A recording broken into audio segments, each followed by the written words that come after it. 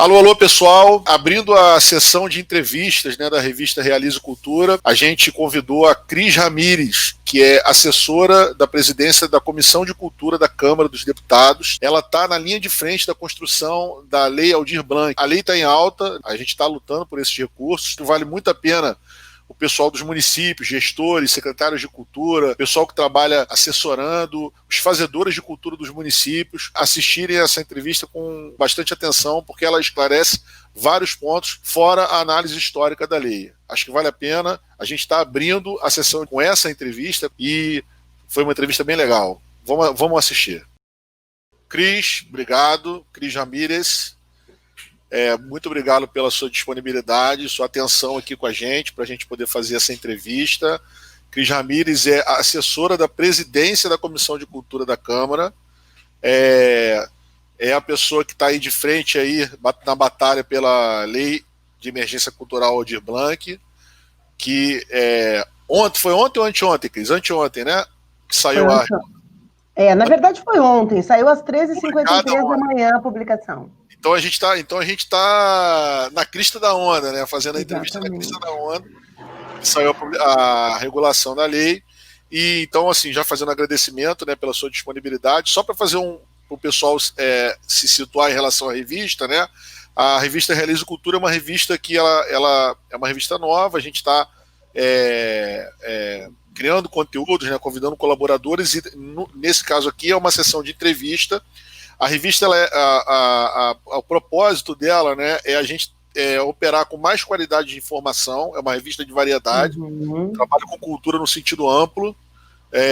Então a gente tem coluna a gente tem, além de trabalhar com temáticas, a gente vai trabalhar com territórios também. Então, por exemplo, a gente vai ter temática de arte, temática de empreendedorismo social, temática de esporte, a gente tem temática territorial, a gente vai ter o Diogo Xemani escrevendo lá de Moçambique, sobre Moçambique e África. A gente vai ter o André Lemos, que é da Confraria do Impossível, que é Prêmio Shell de direção teatral.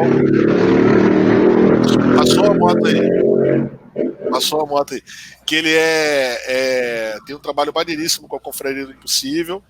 E diversas outros colunistas que a gente está convidando, né, com o propósito de trabalhar com a qualidade de informação, construção do pensamento crítico, numa pegada para as redes sociais, que não é uma revista acadêmica, que tem muita revista digital acadêmica, né? A nossa revista não é acadêmica, é uma revista mais leve, mas não é porque ela é leve que ela vai ter um conteúdo leve. É um conteúdo realmente trabalhado na crítica. E a gente e a sessão de entrevista faz parte dessa, vamos dizer assim, dessa sessão crítica, né? A parte de entrevista faz parte da sessão crítica. Então, assim, para a gente começar essa entrevista, a gente vai falar sobre a Lei de Emergência Cultural Aldir Blanc. Para a gente começar, né, seria bacana você falar sobre sua trajetória, como que você chega à assessoria da presidência de cultura da Câmara. Fala para a gente um pouquinho aí. Tá bom. Boa noite a todos, boa noite, Heitor, boa noite a quem nos assiste, né? Obrigada por estar aqui com vocês. Eu também agradeço em nome da deputada Benedita da Silva, que é a presidente da Comissão de Cultura e é a pessoa que eu trabalho, me relaciono e construí esse processo, né, a partir das orientações dela. Bom, Heitor, o setor cultural, eu acho que se a gente pegar o histórico, né, da amplitude do setor cultural, eu comecei no setor cultural em 1991 em São Paulo. Eu fui para São Paulo, aí me inscrevi, né, em 2 vestibulares, comecei a trabalhar no setor cultural numa empresa privada que trabalhava com projetos culturais, e na ocasião, Araquém Alcântara estava começando a discutir o livro que seria um dos livros de natureza mais vendidos, acho que do mundo, assim, porque é um livro realmente, ele tem mais. A última vez estava na 40ª edição. Para um livro de natureza, isso não é tão comum e tem um preço bastante superior. Então, que é o Terra Brasil, né? E a partir daí, na ocasião em São Paulo, estava sendo discutida a questão da Lei Rouanet, que era a Lei Sarney, na verdade, e depois virou aquele trem da Lei Rouanet.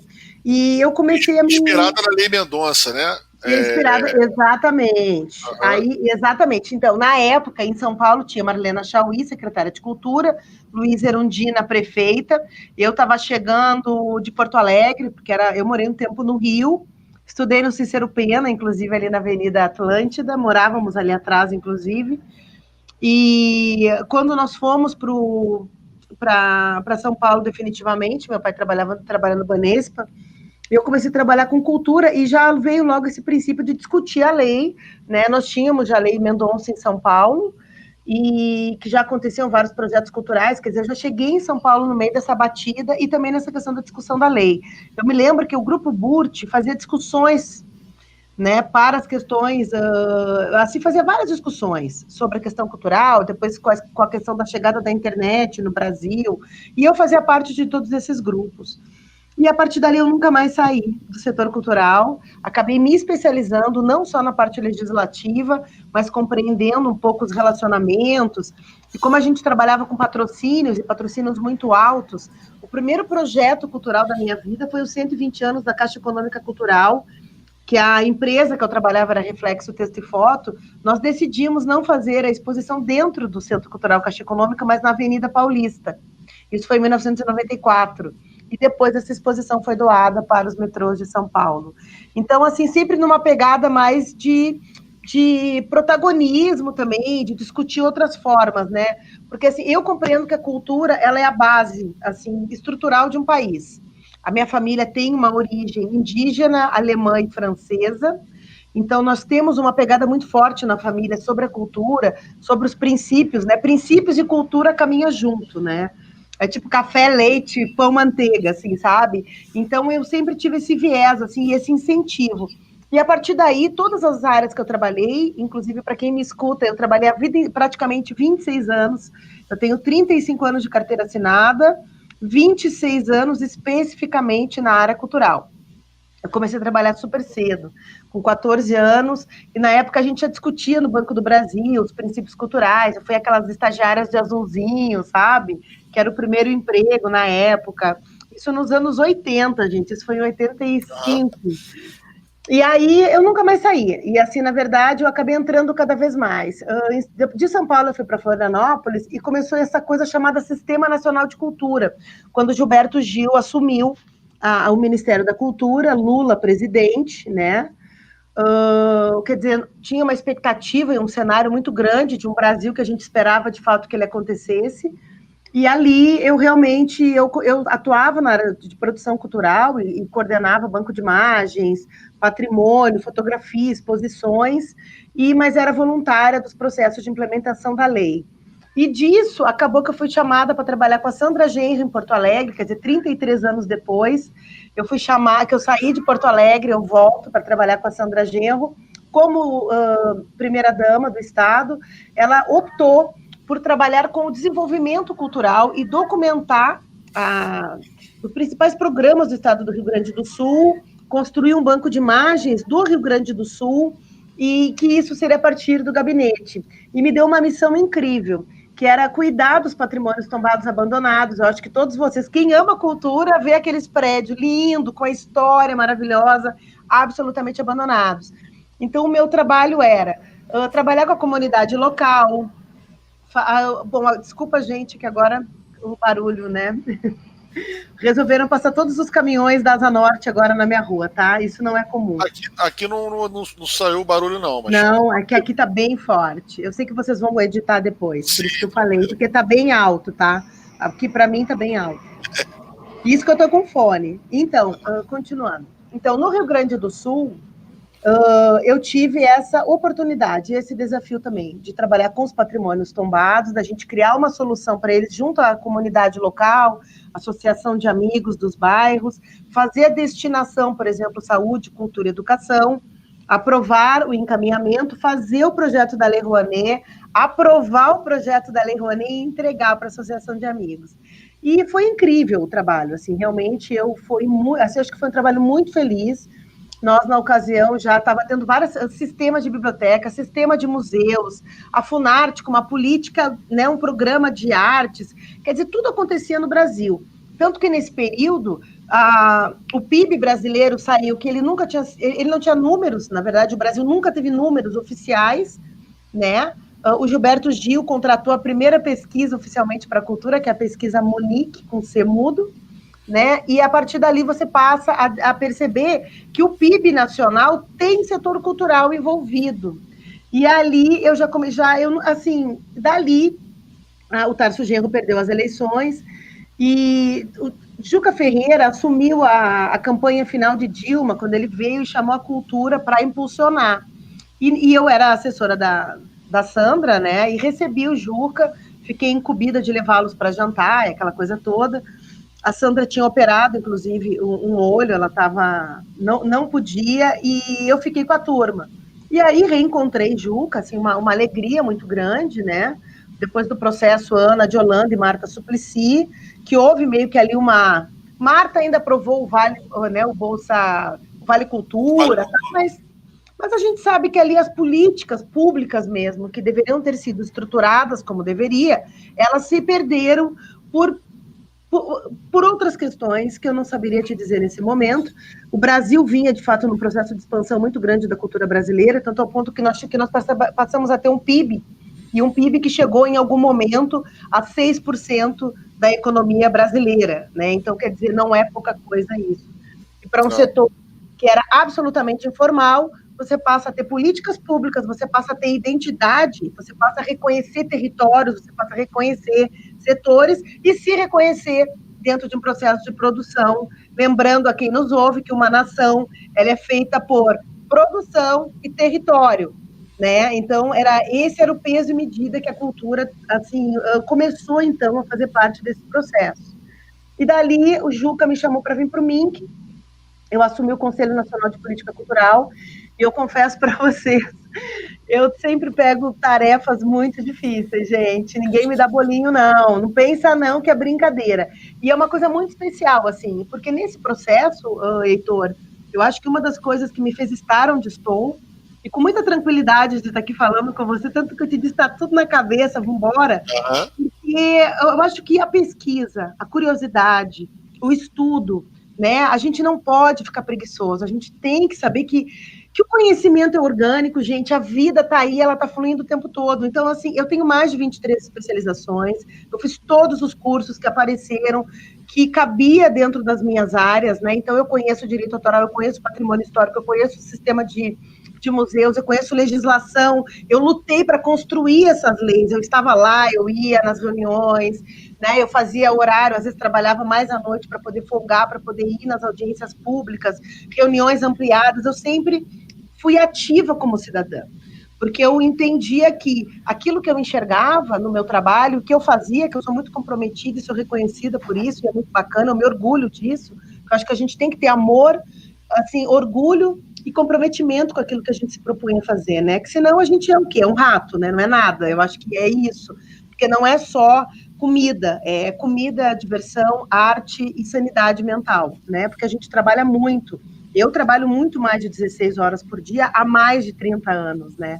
Então, isso é uma loucura. E se você não tem amor, se você não tem ética, se você não tem tranquilidade, você não consegue avançar. E aí, estando em Brasília, nós tivemos, eu vim para o Conselho Nacional de Política Cultural, o Juca tinha um princípio de ampliar as instâncias de participação do Ministério da Cultura, reconhecendo a importância, né, que o gabinete estivesse conectado com as raízes do Brasil mais profundo, com as estruturas urbanas e os grandes festivais e espetáculos, mas com a raiz do território brasileiro e de tudo aquilo que ele poderia contribuir. E a missão foi dada, até eu te mostrei antes aqui, eu tenho aqui ó, a cartilha que nós fizemos do Conselho Nacional de Política Cultural, eu era coordenadora nesse processo, foi feito para entrega antes do golpe, inclusive, eu fiz essa cartilha em 4 dias, eu não sei nem em que condições, tinha uma equipe de 2 pessoas e nós 3 resolvemos todo o processo do Conselho para entregar a gestão. E dali eu fui indicada aqui pelo DF, para assumir uma fundação, a Fundação Brasileira de Teatro, da nossa ilustríssima, maravilhosa Dulcina de Moraes, que é do Rio de Janeiro, né, que inclusive vendeu o teatro Dulcina de Moraes, que o Odilon deu para ela, para comprar o terreno e os lotes aqui, no conjunto, no CONIC, né, que é o centro nevrálgico de Brasília, e a fundação já estava há mais de 26 anos, assim, desde a morte de Dulcina em 96, com muitos problemas, estava sob intervenção judicial, E a galera disse, eu sei uma pessoa que consegue, pelo menos, resolver um pouco esse processo. Aí lá vai a Cris de novo. Vai dar jeito no problema lá. E aí foi lindo. Só que aconteceu uma coisa muito louca, Heitor. Muito louca mesmo, assim, muito do destino. Eu acredito muito no destino da vida. E eu acredito muito hoje até eu li uma coisa que eu faço questão de ler agora para vocês entenderem. Eu estava lendo sobre Aldir Blanc e ele falou o seguinte: o sagrado é a forma como a gente se comporta. E eu tenho isso muito dentro de mim. Isso assim eu me vi, tanto que é um texto muito longo que ele fala. E essa frase ficou na minha cabeça. E o sagrado é o que é como a gente se comporta. E eu tenho uma relação muito assim com todas as pessoas. E eu sempre fui assim. Talvez um pouco mais jovem, talvez um pouco mais agressiva, assim, no sentido eu sou muito rápida, né? Então, às vezes, isso parece estupidez, mas não é rapidez mesmo. Eu sou muito ágil. E eu estou controlando isso. A idade ajuda, a maturidade também. Mas eu sempre tive muita fé na vida e eu acredito na lei do retorno muito claramente. Eu acredito que a gente planta e a gente colhe, né? E vejo que o Brasil, infelizmente, está colhendo uma semente, mas talvez seja para a gente tirar essas ervas daninhas de uma vez e começar um país um pouco melhor depois dessa tempestade tão horrorosa. Mas voltando a isso para a gente concluir. Aí o que acontece? Eu estava de férias, eu não aguentava mais, porque Dulcina estava assim, 6 anos com o Ministério Público, muitos processos, e eu com muito contato, porque aqui em Brasília, a comunidade cultural, o Distrito Federal é muito ativo politicamente, sabe? Todo mundo se reúne, as reuniões são 400 pessoas, não é 15 gato pingado, é 400 pessoas discutindo a cultura do Distrito Federal. E eu assumi um pouco como a sociedade civil isso, acostumada com o Ministério, com o Conselho. Eu fazia um seminário nacional por semana. Imagina pegar uma capital que tinha 58 anos na ocasião, vamos embora, vamos construir junto. E aí, muitas reuniões da Comissão de Cultura, né? Eu sou uma pessoa realmente que quem me conhece me tem muito como referência, porque eu sempre tive em cargos altos também e sempre tive essa porta aberta. Eu sempre fui uma pessoa de construção conjunta. Eu não acredito em pessoas que são... Eu sou a verdade, eu não acredito nisso. E não acredito isso principalmente quando você assume um cargo político que você tem que dar respostas à sociedade. E aí eu saí de férias e estava na Guarda do Embaú. Quando eu estou saindo, atravessando o Rio da Madre, eu vejo uma televisãozinha, aquelas bem pequenininhas, lembra? Aquelas pequenininhas de cantinho. E aí meio que estava chovendo, já era 7 da noite. Aí eu disse assim, vamos tomar uma cerveja antes da gente ir. Aí fala o seguinte, Benedita da Silva assume a presidência da Comissão de Cultura com Áurea Carolina e com Maria do Rosário. Meu amigo, eu vou te dizer uma coisa. Eu olhei para o céu, eu olhei para o mar, eu mergulhei e alguma coisa veio em mim e disse, eu preciso estar lá. Porque elas vão precisar de mim agora. Eu tenho coisas que eu posso ajudar. E sério, e ali, quando eu estava saindo da água, eu falei para minha amiga, eu vou sair no dia 15 de maio da Fundação Dulcina de Moraes. Tomei a cerveja, porque ela ia dirigir, fomos embora. No dia 13 de maio, saiu a minha nomeação. Caramba. Dia 15, dia 14 de maio, eu já estava trabalhando na Comissão de Cultura com a deputada Benedita da Silva. E ali a nossa construção foi super especial. Assim, é uma construção até hoje, nós estamos juntas, eu sinto ela comigo, e gostaria que vocês compreendessem que em muitos momentos eu vou dizer que Benedita estará conosco nas minhas falas, porque muitas das questões da lei, das minhas orientações, são construídas absolutamente com ela. Não, e fique à vontade que aqui não tem esse problema, não. Aqui tá bom. Fica à vontade de citar a Benedita quantas vezes você quiser citar. Ok, porque é ela, né? A gente está aqui debatendo cultura e é isso. É uma deputada, né, assim, referência aqui no Rio de Janeiro, não tem nem não se encabule quanto a isso. Sim, Seguinte, Cris, eu dei uma lida na cartilha, né, que foi preparada pelo mandato da Bené, dei uma lida, tenho lido outras coisas também. Realmente tem muita informação sobre a lei, muita gente falando, e Niterói, aqui onde eu resido, que tem uma cultura pulsante pra caramba, né, tem sido uma ilha de resistência na cultura, tem muito debate, enfim, então eu tenho acompanhado um pouco. E, naturalmente, pela experiência, a gente também vê algumas questões, né? A gente analisa. Então, assim, a primeira eu queria tratar dessa questão da narrativa das políticas públicas de cultura nos últimos anos, né? Você já falou, obviamente, na sua fala você já fez um grande apanhado, mas eu percebi uma coisa muito interessante na construção da lei, né, no histórico. Primeiro, que é uma preocupação com toda a cadeia produtiva da cultura, né?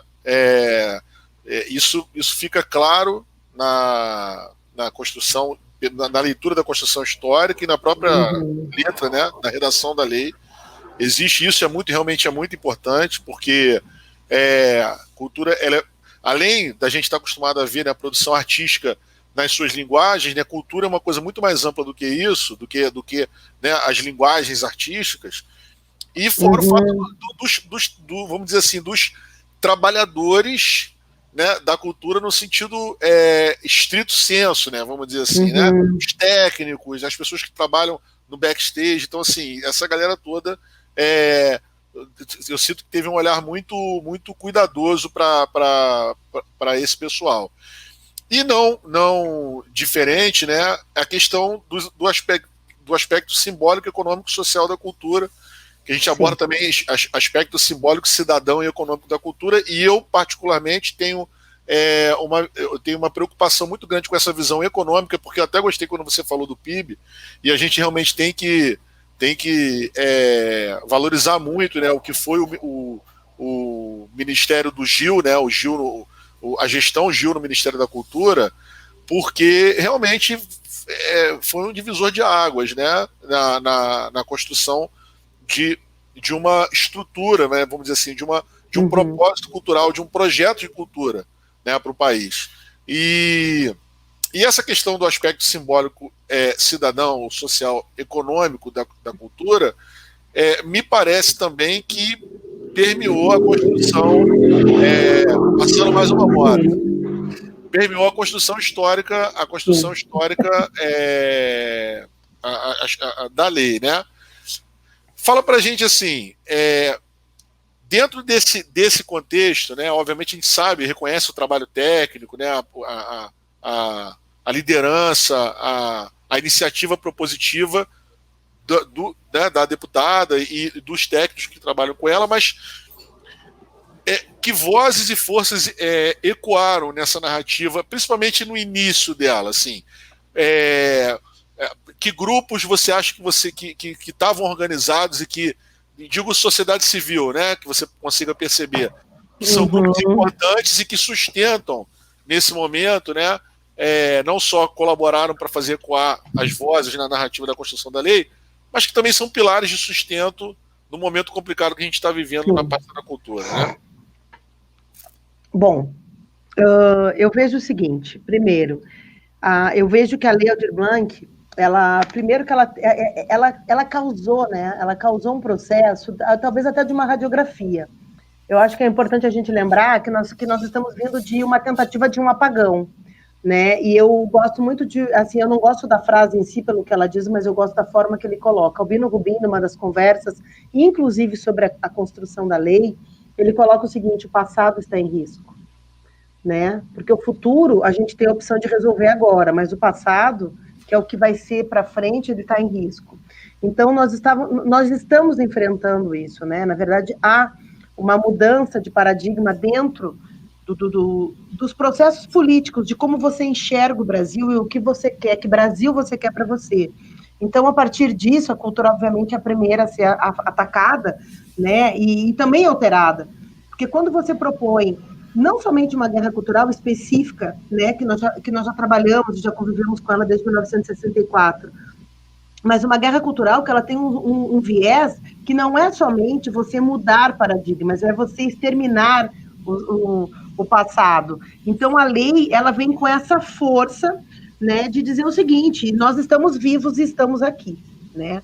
Então, assim, quando começou a surgir, na verdade, a pandemia e que o Brasil começou a oficializar os seus atos, aqui no Distrito Federal nós tivemos, foi o primeiro, acho que o Distrito Federal foi o primeiro a emitir o decreto de fechar tudo. Eu sei que 14 de março aqui já estava fechado, tá? Foi o dia que eu comentei, inclusive, com você, de alguns acontecimentos na Comissão de Cultura, que eu tive que vir para casa porque estava doente. né? E realmente os primeiros sintomas, os primeiros pessoas com Covid já apareciam no Brasil, bem nessa semana, entre o dia 12 e 14 de março. E ali, eu e a deputada Benedita, eu até separei para mostrar aqui para vocês, e depois, Heitor, se você quiser colocar para o seu público, esse aqui é o relatório da Comissão de Cultura de 2019, ó. Nós estávamos recebendo o relatório, quando a gente foi pego de surpresa pela pandemia, e a deputada me olhou e disse assim, nós precisamos atender a cultura. E como nós estamos com o relatório, tudo que acontecia na cultura está aqui, né? E aí eu falo, bom, a gente já sabe, não tem amparo legal, o que vamos fazer? Então, dali, acho que é importante para quem está nos acompanhando, compreenda. A Comissão de Cultura, o ano passado, em 2019, ela enfrentou duas CPIs muito duras, que foi a CPI da Rouanet, né, e a CPI da Ancine. E nós trabalhamos, a deputada Benedita da Silva foi a relatora desses dois projetos, muito importante, foi um trabalho espetacular, inclusive, e ali nós fizemos uma análise dos 20 anos de política cultural no Brasil, porque muita gente desconhece o papel do legislativo ainda, né? Mas existem ali consultores legislativos, e nós, que somos técnicas também, porque estou como assessora e técnica legislativa, já que trabalho na construção, análise, revisão e fiscalização de leis, né? E você tem uma equipe maravilhosa de trabalho, então nós trabalhamos com base de dados, assim, nós sabemos o que está acontecendo, e isso foi muito trabalhado dentro do perfil da construção da cultura.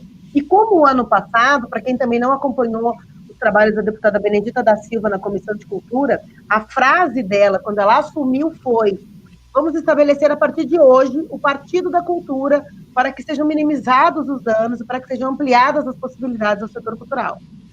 Então, eu já vinha com essa pegada, Heitor, da gente trabalhar com a galera. Então, o ano passado, o relatório está disponível na página câmara.leg.br, tem lá atividades legislativas, comissões, comissão de cultura, no cantinho esquerdo está lá, relatório 2019, é só você baixar, tá? E, então, assim, você vai ver a quantidade de trabalhos e a quantidade de pessoas que nós tratamos. Nós falamos com o Brasil inteiro, inclusive, na ocasião, já utilizando recursos audiovisuais. Então, quando a gente pegou a lei, pedimos uma pesquisa para a consultoria legislativa, que, inclusive, essa pesquisa consta no projeto de lei 1075, no original, né, na íntegra dele, que consta o seguinte: não tem nenhuma base legal trabalhista, ou de seguro, ou de defeso, ou do INSS, que defenda a cadeia da cultura brasileira. E como eu já vinha também, né, da Fundação Brasileira de Teatro, e lá nós trabalhamos muito com a galera, né, como é que a gente chama? Eu não gosto da graxa, né? Eles falam, eu sou da graxa, eu também sou da graxa junto com eles. Mas é aquela galera que está ali, que você não vê, mas que sem eles não existe nem a arte, nem o artista, porque eles são a peça, né? Então, a peça-chave que monta, que faz o som, que faz a luz, que faz a roupa, que faz a pintura, que faz o cenário, quer dizer, que faz a segurança, que cuida do banheiro, que monitora os convidados, que faz a limpeza. Então, é uma cadeia de profissionais absolutamente que merecem atenção. Então, nós sabendo de tudo isso, o que nós fizemos? Nós pedimos para analisar, para que a consultoria analisasse. Particularmente, eu e a deputada Benedita desenhamos os pontos da primeira minuta da lei, eu e ela, em conversas longas, ela no Rio de Janeiro, eu aqui, nós na nossa primeira experiência de distanciamento social, né? E ali a gente começou a construir. Já no dia 19, nós já tínhamos o grupo Convergência Cultural, junto com o Célio Turino, né? Eu disse, vamos fazer o geral, vamos convidar pessoas para nos ajudar e para conduzir. Eu já estava com essa relação, e aí ampliamos um grande grupo para que a gente pudesse construir até o final, a partir do substitutivo da deputada Jandira, fizemos a lei com essas bases utilizando as bases legais, lembrando que a deputada Benedita também é uma deputada constituinte, portanto, nós temos a Carta Magna no Brasil, e a partir do momento que nós sabemos, né, e ali na Constituição é colocado a cultura como um direito fundamental e como um direito, né, um direito, então, se é um direito, as pessoas, quem a faz tem direitos também. Então, nós trabalhamos nessa perspectiva. A lei, de fato, ela é cheia de bases legais, todas as políticas públicas e a própria Constituição Federal são bases legais da lei, apoiadas no decreto nos decretos agora, que nós temos o decreto da madrugada de ontem, e em leis que fundamentam, né, as medidas emergenciais das quais estamos vivendo perante a pandemia de 2020. Cris, então, e fala um pouquinho para a gente sobre essa questão do pessoal do Cultura Viva.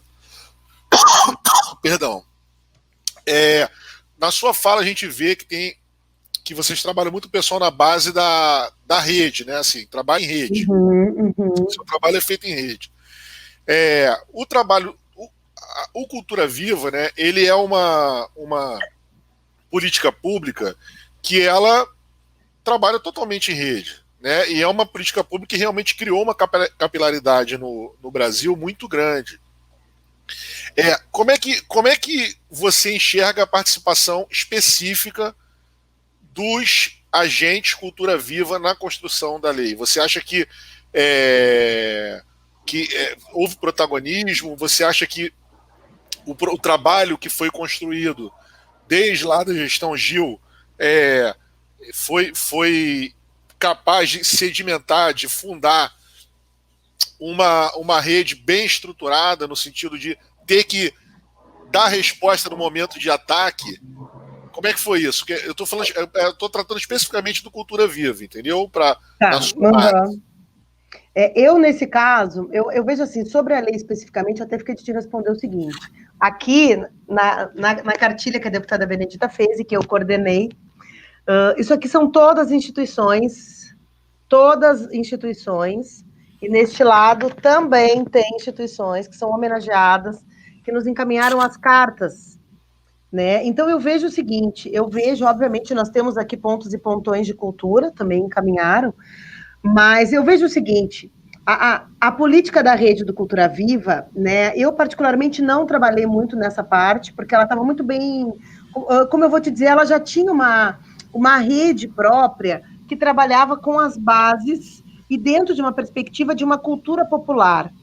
Como eu estava, por exemplo, numa área urbana, né, eu trabalhava mais na implementação do Sistema Nacional de Cultura, porque eu trabalhava na implementação de uma política de Estado nacional, né, que eu acho que essa é a grande linha.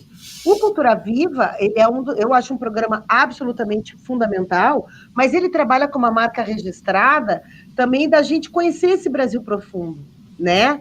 E eu acho que isso desperta, obviamente, um interesse político e, obviamente, a luta. É importante considerar aqui, nesse trato desse assunto, respectivamente, dos pontos de cultura, é que os pontos de cultura, a partir do momento que houve o golpe de 2016, né, foi feito um enfraquecimento, e os estados e municípios acabaram mantendo essa rede. Então, aquela relação em rede nacional que nós tínhamos a partir do Ministério da Cultura, hoje extinto, eu particularmente perdi, porque eu acabei assumindo compromissos muito maiores de gestão e de também implementar, porque quem mantém o Cultura Viva hoje são estados e municípios.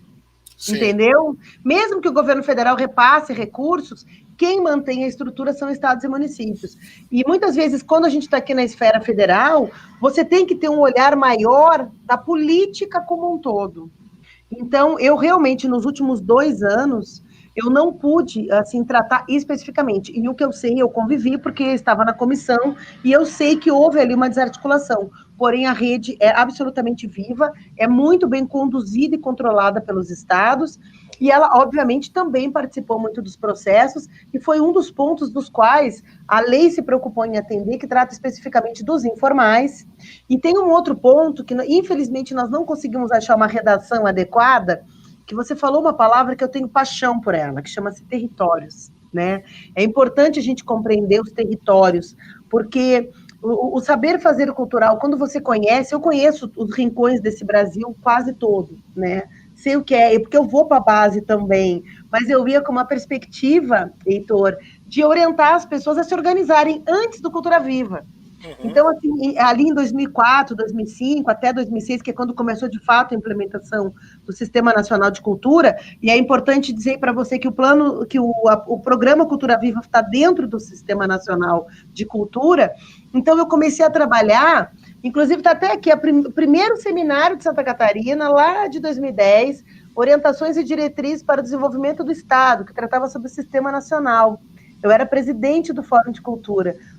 E eu era voluntária, eu viajava, as minhas férias, eu botava minha grana, ia para os lugares para conversar com quilombola, com povos indígenas, para organizar estatuto, para organizar fórum, para organizar essas comunidades em como elas se pronunciarem e exercerem o seu papel cidadão para participar do sistema.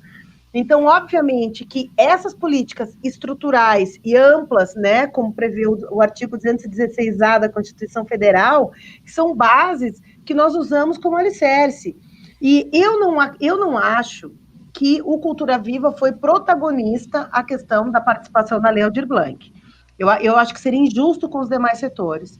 O que eu percebo é que nas dificuldades, porque todo mundo, a água está batendo na bunda de todo mundo, né? Porque a partir do momento que você rompe as políticas que estavam em expansão para o país, né? É importante a gente lembrar aqui que a cada 800 milhões investido, por exemplo, no audiovisual, voltam, movimenta a economia, voltam de impostos para os cofres públicos 22 bilhões e 800 milhões. Então, nós não estamos falando de um setor que dá prejuízo, nós estamos falando de um setor que dá muito lucro. Sim. Então, essa galera que vinha no processo, vamos produzir, e chegou num espaço, Heitor, que é o que mais me dói, na verdade, talvez seja por isso que eu atuei. Então, assim, eu e Benedita nos agarramos nessa lei, na construção dela, junto com Jandira, junto com a Aura Caroline, junto com os outros mais 40, 50 parlamentares, né, que foi construído realmente um processo muito bacana dentro do parlamento, né, que a gente se agarrou nisso porque, assim, é um setor que precisa ser visto, precisa ser dado atenção. E houve, de fato, muitas associações, muitas instituições, né? O artigo 5º, a PTR, o pessoal do Movimento Nacional de Defesa da Cultura do Pará, ATAC, a galera, os microempreendedores individuais, a galera da produção técnica e técnicos, manifestação, Comissão dos Direitos Culturais da OAB, SATED Rio de Janeiro, SATED São Paulo, Rede de Pontos de Cultura do Rio Grande do Sul, Associação Brasileira SPDR, que é o Sindicato de Profissionais de Dança do Estado do Rio de Janeiro, Fundação Catarinense de Cultura, Observatório de Economia Criativa da Bahia, Conselho Estadual de Política Cultural do Rio de Janeiro, Ordem dos Advogados do Brasil, Comissão Especial de Cultura da OAB, do Amapá, Mogi das Cruzes, Redes de Culturas Populares e Nacionais do Pará. E assim vai, né? Inclusive o Instituto, tem aqui o pessoal da Amazônia, tem... Nossa, gente, é muita... Foram mais de 100 mil assinaturas. Isso na primeira semana de março. Então, e assim, as pessoas já mandavam cartas dizendo, olha só, se a gente conseguir segurar os impostos, não desligar a luz e internet, garantir uma renda básica, tipo, de repente, um subsídio de manutenção para os espaços, pelo menos para a galera poder reorganizar a estrutura e pagar os salários, pelo menos mais por 1, 2 meses. Então, assim, eles já apontavam isso, né? E o que nós fizemos? Eu fiz a compilação, chamei um grupo de assessores parlamentares, nós somos 31 assessores no grupo, né, com lideranças, aí convidamos as lideranças, os técnicos, as lideranças para estarem conosco e desenvolvermos o projeto de lei da forma que todos acompanharam. Então, muitas vezes, as decisões que eram feitas com vocês aí, que participavam, nós aqui, a galera avisava, tá pronto, bora, 3 horas da manhã, todo mundo no grupo discutindo a lei, compilando na base de dados, mandando para a liderança, para que os parlamentares pudessem conversar. E por que a gente fazia isso, Heitor? Porque a visão da sociedade civil para o parlamento, que eu já sei que é um assunto que a gente vai falar depois, as pessoas não compreendem os 3 poderes. Então, muitas vezes, confundem a função do executivo, a função do legislativo, inclusive os poderes entre eles, né? E uma lei, ela tem que ter, em primeiro lugar, uma base legal, porque a base legal da lei, ela dá garantias para você, que será o beneficiário, e para o gestor que vai assinar. Então, na verdade, as coisas não são criadas assim, hoje eu acordei e decidi fazer isso. Apesar do Brasil ser campeão em produção de projetos de lei, e nós praticamente não as cumprimos, né? Por isso que fazemos tanta, mas ela tem um princípio muito sério por trás sendo construído. E foi nessas bases, de fato, assim, de pegar e esmiuçar o que a galera estava pedindo, comparar ali, Constituição Federal, legislação vigente, o que nós podemos fazer. E foi com essas bases que a Lei Aldir Blanc foi construída, junto com a galera dos pontos de cultura, mas com todo o setor cultural. Eu não diria para você que teve um setor que se saiu. É parelho ali. Acho que todo mundo veio junto e foi assim geral. Foi uma coisa que em 45 dias nós tínhamos o Brasil participando desse processo. E só para concluir esse item, eu acho que é importante a gente falar sobre isso, porque esses rincões, esse Brasil profundo que eu falei, a grande maioria dessas famílias, o marido, o homem negro, grandão, ele é o segurança da festa, ele é o brigadista. A mãe da família, que bota comida em casa, muitas vezes uma mãe solo, ela é a costureira, ela é a cozinheira, ela é a monitora, ela é a bilheteira dos espetáculos. Então, assim, atingiu a todos, né? E a lei foi feita para todos, porque o viés era esse mesmo, era para abranger a todos, porque a cadeia é composta de todos, e é assim que tem que ser trabalhado. Pelo menos assim que a gente tentou fazer. Sim, perfeito. Não, com certeza foi um excelente trabalho. Só para esclarecer a questão da pergunta, porque a Rede Cultura Viva, ela, pelo menos da maneira como eu tô falando isso, não preciso nem pisar em ovos, vamos dizer assim, né? Porque eu sou militante do Cultura Viva. Eu realmente entendo a política pública do Cultura Viva como uma política realmente muito importante, mas partindo de um viés da ideia de base comunitária, que é uma questão que a pergunta foi até meio que nesse sentido foi uma pergunta curiosa, né? Porque quando você relata, né, que houve a participação de vários segmentos e setores da sociedade da cultura, né? Eu acho perfeito, a PTR, sindicatos, etc. e tal, que realmente são formas de organização que a gente já conhece, né? Que de certa maneira vamos dizer assim, operam também pelos seus interesses, né? Mas, na verdade, o que me interessa na questão do Rede Cultura Viva é a ideia de base comunitária, que eu acho que ainda está sendo construído, óbvio, porque é uma política nova, é uma política pública nova.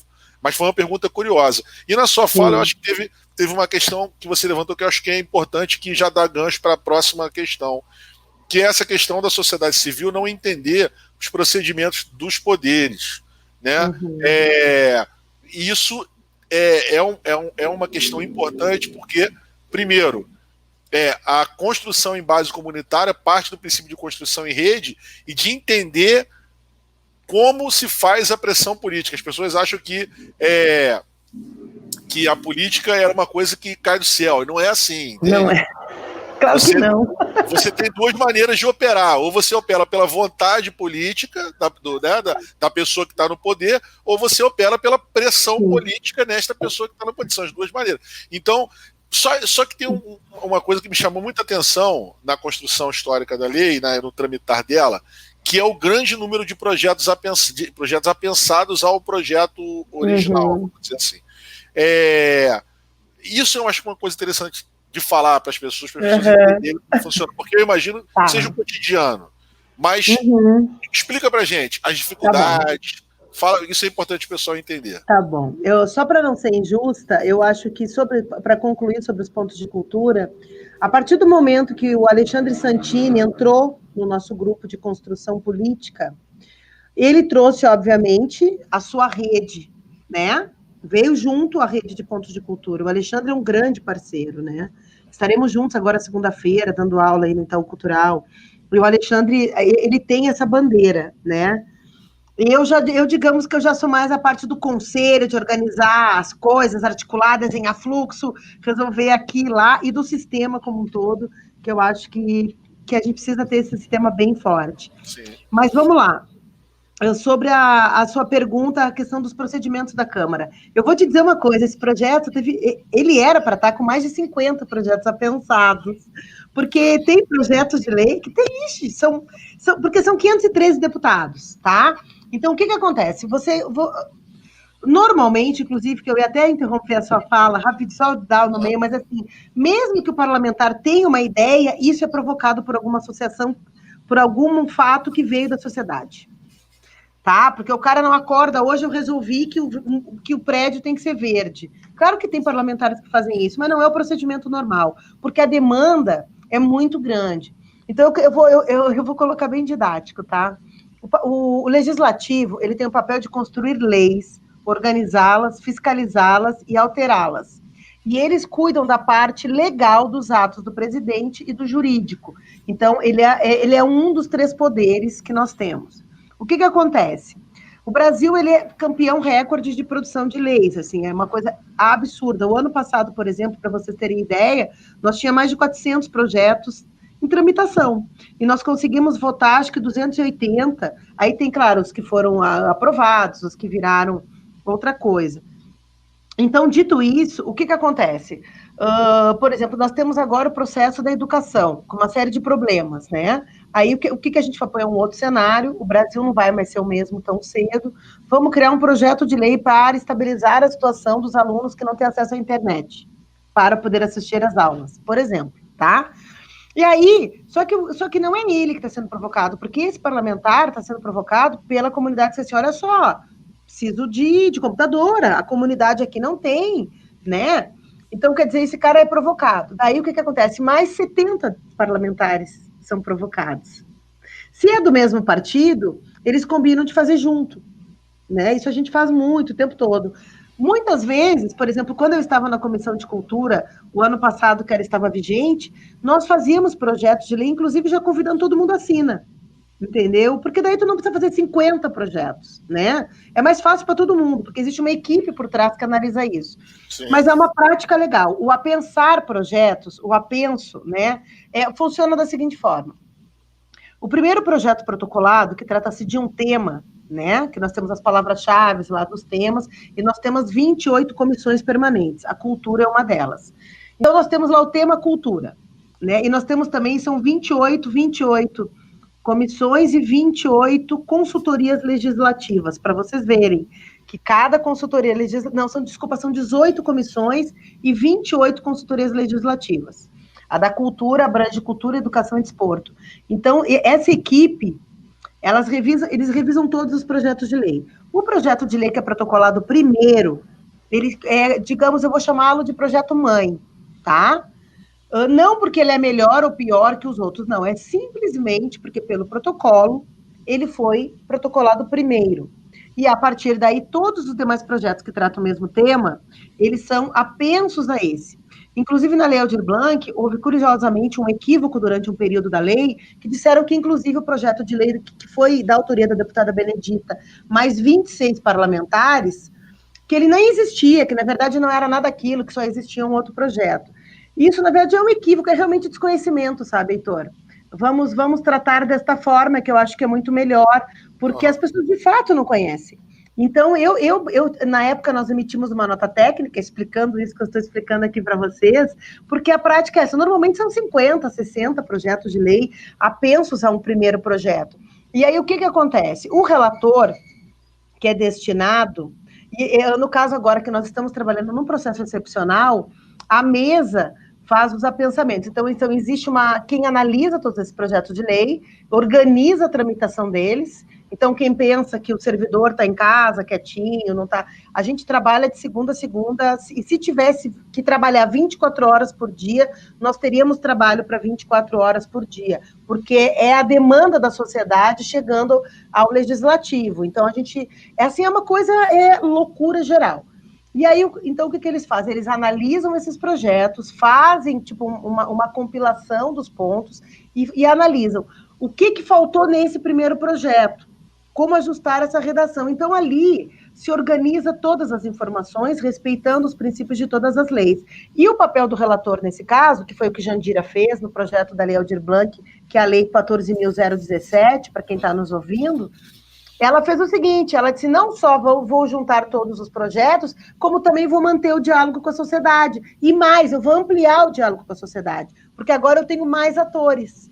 E foi feito isso, né? E assim, todos nós trabalhamos nessa construção colegiada, mais uma vez, e eu, particularmente, trabalhava nas duas pontas, como sociedade e como técnica legislativa, e assim apresentou-se o resultado. Em algumas circunstâncias, por exemplo, quando alguém lê o relatório final, você vê ali que tem a emenda foi negada, a gente retira a emenda, anula, porque tem pontos que não cabem. Por exemplo, tinha gente querendo colocar, alterando o direito autoral no projeto da Lei Aldir Blanc, por exemplo. Sim, então, acompanhei.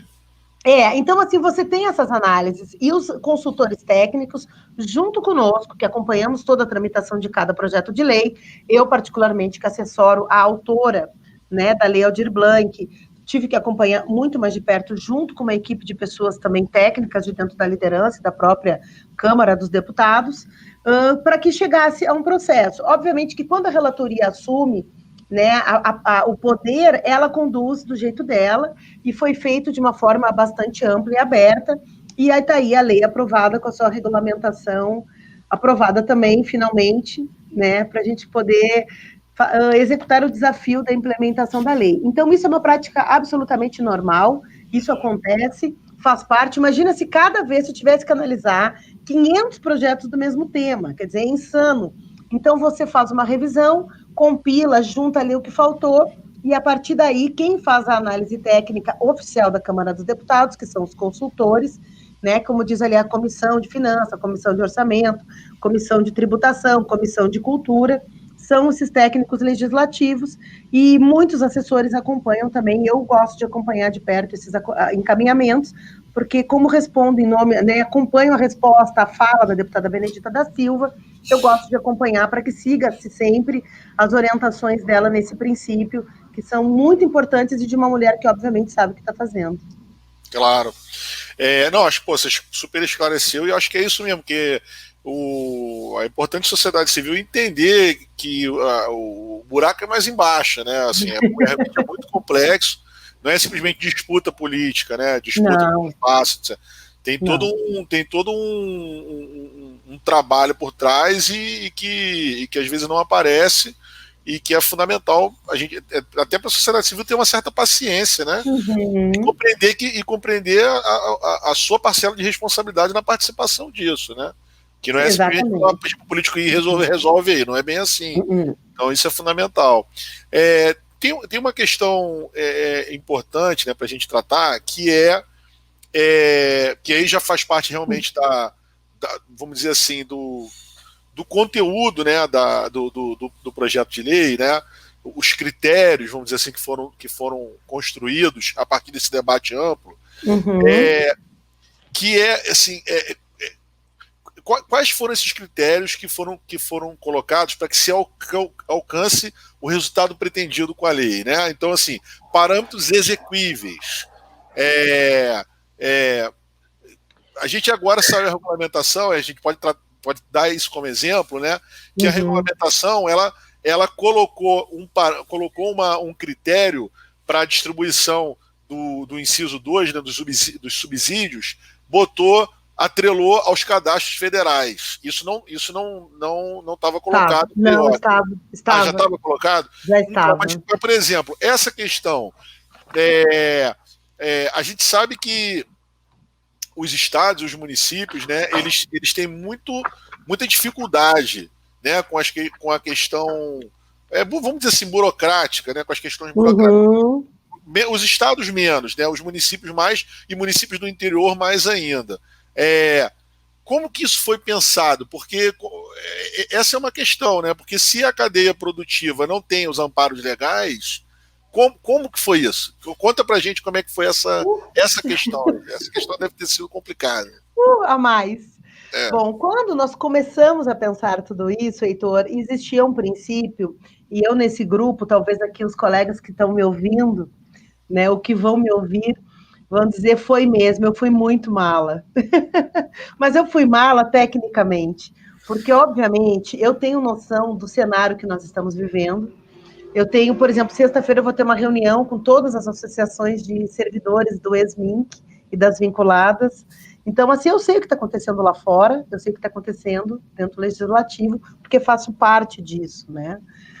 E a deputada Benedita tem um peso muito grande nesse processo. Ela é uma mulher de decisões, ela é uma liderança dentro do partido. Então, eu não tenho como não acompanhar, óbvio, né? Então, sobre isso, o que nós sabíamos? Primeiro, o cenário político absolutamente desfavorável, né? As políticas públicas, orçamento, vetados. O que vamos fazer? Na época, é importante colocar aqui para vocês que não existia nem orçamento de guerra. E a lei da renda, eu estou falando em março, a renda emergencial ela foi aprovada no dia 2 de abril. Existia renda, o projeto 1075, ele foi protocolado no dia 26 de março. Olha só que loucura, a gente fez uma lei nacionalmente, com o Brasil inteiro, eu não tenho medo de dizer isso, porque sou prova disso, e esse documento que nós publicamos é prova disso, né? E quem mandou os documentos sabe, e simplesmente, isso no dia 14, até o dia 17 a gente recebeu. E em 9 dias a gente tinha a lei publicada. Então foi uma força-tarefa de todos os parlamentares ali. E o princípio era o seguinte: nós criamos a lei, a primeira lei, ela era uma lei muito realista, e ela tinha a seguinte perspectiva de desbloquear o Fundo Nacional de Cultura, liberar para os editais, criar mecanismos com um orçamento, obviamente, extraordinário, que teria que ser criado, já que em função que o Ministério da Cultura não tem recurso e os cortes seguem freneticamente, e criar condições através, só que o projeto nosso pensado, ele vinha vinculado aos programas já previstos na LOA dos estados. Então, a gente tinha pensado, por exemplo, a renda básica, ela não foi pensada como uma renda básica somente, ela foi pensada como uma complementação de renda. Então, por exemplo, os municípios que já estavam pagando uma renda poderiam fazer um projeto para complementar até um salário, 2 salários mínimos, entendeu? Então, assim, a gente tinha pensado em saídas mesmo, né? E recurso para os espaços, nós havíamos pensado seguir a política do Cultura Viva, que estabelece R$5.000 por espaço cultural, e fazer uma proporção e trabalhar uma área especificamente para os territórios culturais. Compreende-se a você que está nos ouvindo, o que são territórios culturais? São os povos quilombolas, são os povos indígenas, são os povos ribeirinhas, são os povos da floresta, que nem necessariamente são indígenas, nós temos os caboclos, né? São os povos nômades, que transitam, nós temos aí no sertão brasileiro vários povos que eles vivem circulando, nós temos o circo, né, que as famílias do circo são famílias itinerantes, então, quer dizer, existe parte da Constituição de grupos da cultura brasileira que eles são itinerantes e que devem ser respeitados nesse processo, da mesma forma aqueles que a casa da dona Zizinha, que é a rezedeira, que faz lá as suas folhas, as suas medicinas, e ela é a cultura daquela comunidade, é um espaço cultural. Então, isso é um desafio, porque com a redação de um projeto, ele vinha muito, inclusive o Senado Federal disse, olha, eu vou pegar o teu projeto e vou melhorar. Eu digo, faça isso, porque eu tive 9 dias para fazer um projeto. Porque na ocasião, para vocês entenderem também, não é disputa política, não, gente. É que o presidente da casa disse o seguinte: os projetos que entrarem até aqui entram como emergência e vão ser votados primeiro. Então, na verdade, era uma corrida para botar o ponto de pauta, porque os que entrassem depois já iam ser apensados. Então, ufa, entendeu? Então, na verdade, não houve disputa nesse sentido. Houve competência de conseguir o prazo para que desse tudo certo, para que a gente tivesse o projeto, né, incluso dentro das medidas emergenciais do país, que era aquele primeiro processo, aquela primeira relação com a pandemia. Então, a partir daí, quando você tem a participação social e a abrangência, né, e a compreensão, compilação de outros projetos, aí a coisa vira meio que uma outra coisa. Muito da redação do projeto veio da nossa redação, porque ele foi um projeto que ele não tinha palavras bonitas e ele não prometia nada. Mas na hora de executar, tu usava a base legal, que estava tudo escrito ali, né? Então, ele mudou, ele virou um projeto com propaganda, ele virou um projeto com uma promessa, uma expectativa muito grande da sociedade, que era uma coisa que a deputada Benedita tinha muito medo, porque ela diz que a gente lidar com a dor, com a fome, com as dificuldades do outro, né, requer muito respeito.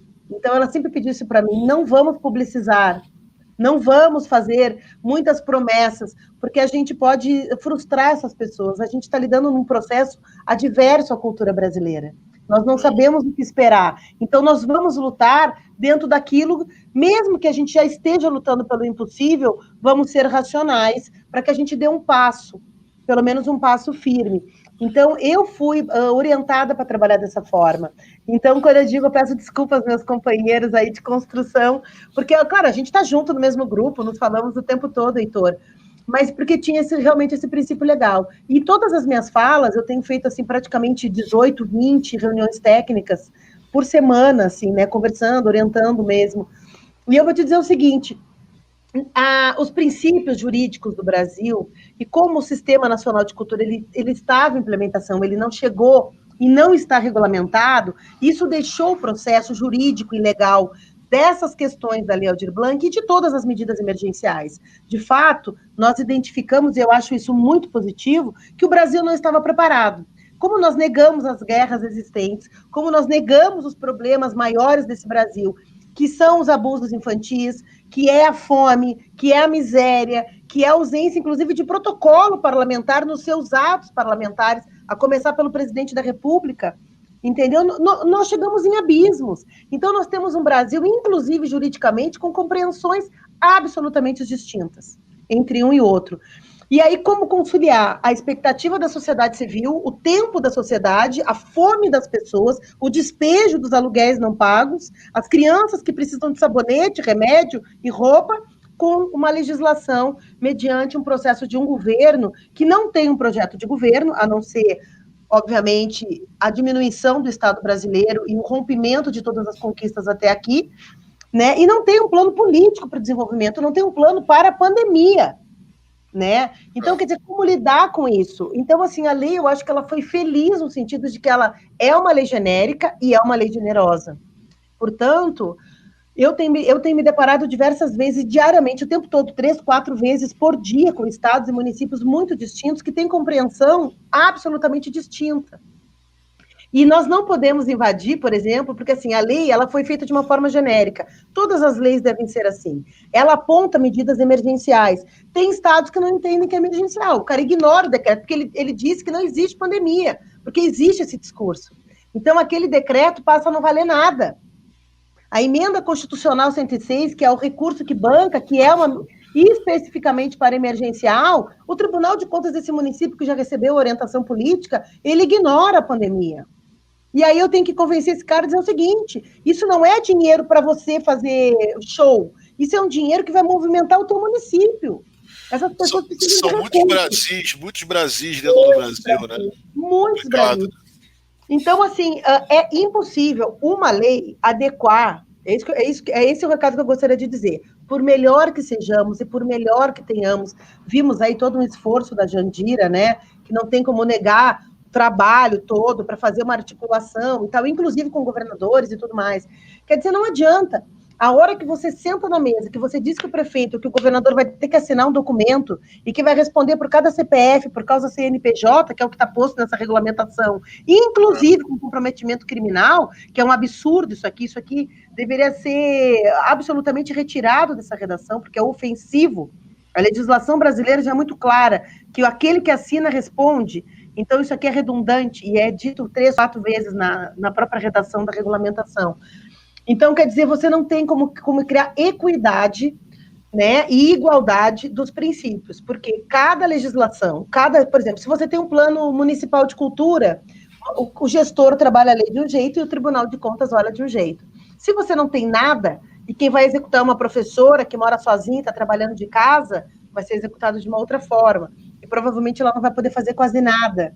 Então, assim, tem municípios, Heitor, para você entender, que só vão utilizar, eles estão garantindo juridicamente que só vão utilizar o inciso 3. Não, isso eu ia comentar com você em seguida, porque eu tenho ouvido isso de alguns setores, né, alguns agentes, assim, que estão... Isso tá meio que tá começando a ser colocado, e que é uma coisa realmente... agora você falando, ficou bem nítido para mim a dificuldade, né? Nítida a dificuldade de fazer uma lei que consiga contemplar todos os Brasis que tem no Brasil, né? Em pouco tempo. É complicado. E desculpa, mas em um tempo recorde, né? Porque não é porque se fosse uma política para executar durante 2, 3 anos, você tem 120 dias, querido. E outra coisa, o governo não publicou quando vai repassar o dinheiro. Ainda, ele não disse isso. Então, assim, você tem 90 dias para executar uma política cultural nacional no período de emergência. Assim, desculpa. Com uma eleição no meio, né? Com uma eleição no meio. Com uma eleição no meio.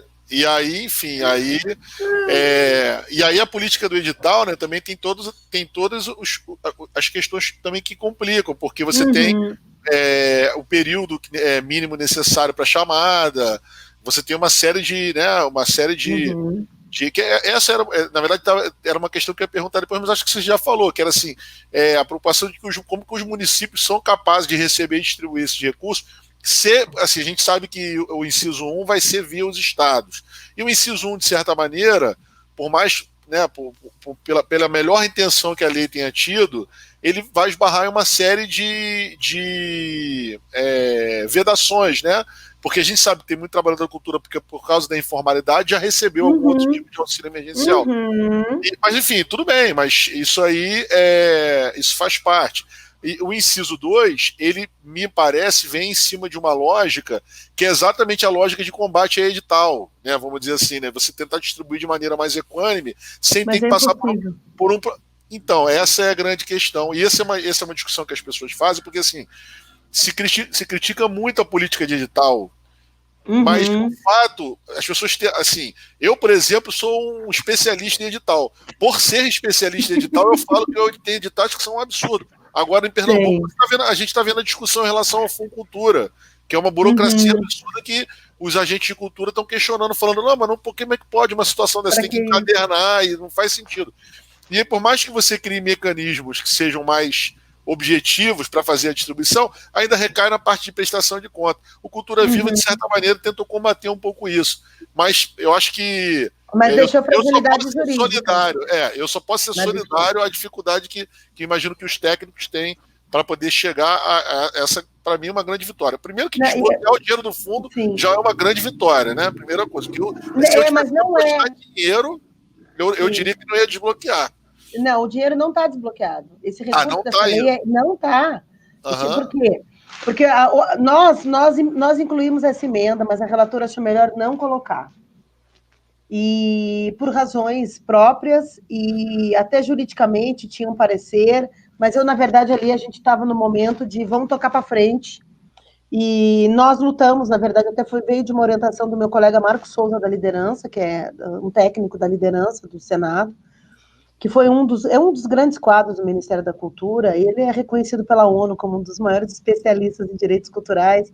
É uma pessoa maravilhosa, um cara, assim, espetacular, que é um dos autores da lei junto, ele estava junto com a gente, né? Ele é um dos que, tecnicamente, lutou e construiu essa lei, e a ideia de incluir o orçamento de guerra e solicitar, porque foi um acordo no Congresso Nacional, que todas as leis emergenciais, é importante você que está nos ouvindo aí aprender isso também, o Congresso faz acordos, principalmente quando faz acordos para o governo aprovar projetos que são de interesse, né, e que são importantes para o Brasil, porque daí tem a pressão de estados e municípios.